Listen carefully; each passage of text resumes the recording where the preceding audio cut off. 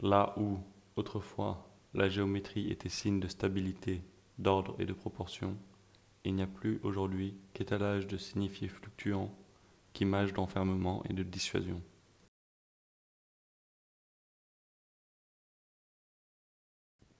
La cellule.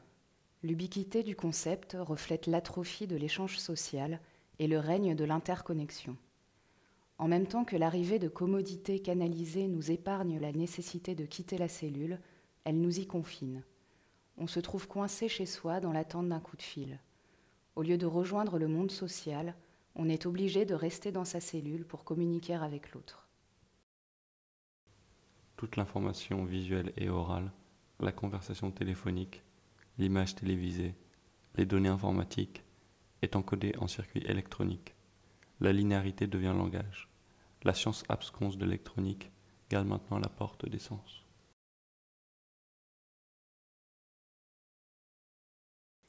L'ordinateur représente la concrétisation ultime de la pensée cartésienne, une pensée abstraite rendue réelle. L'univers cartésien binaire, 0 et 1, est composé d'axes horizontaux et verticaux, n'était jusqu'au milieu de ce siècle qu'une notion abstraite. Aujourd'hui, il est rendu réel et s'est matérialisé dans l'ordinateur.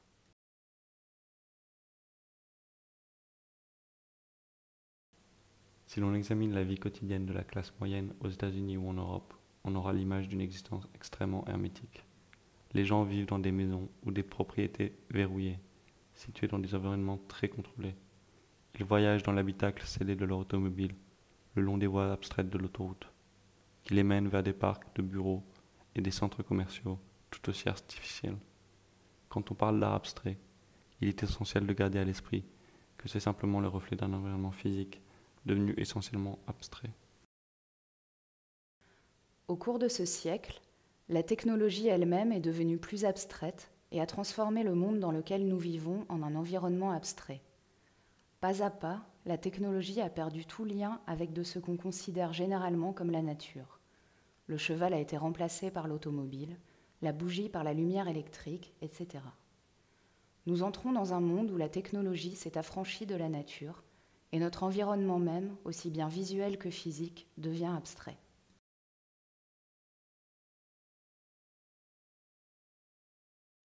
Ce qui m'impressionne, c'est qu'être assis devant son ordinateur personnel est en soi une expérience de consommation sans faille, comparable à une visite dans un aéroport, un centre commercial, à Disney World ou chez McDonald's.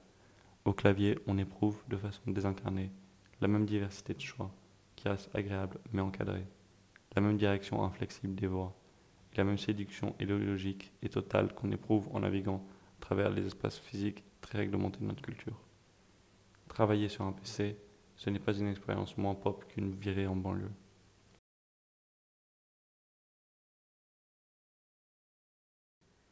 Internet reflète l'inhibition de sortir, la peur de se dévoiler à des inconnus, qui découle logiquement du concept d'individualité.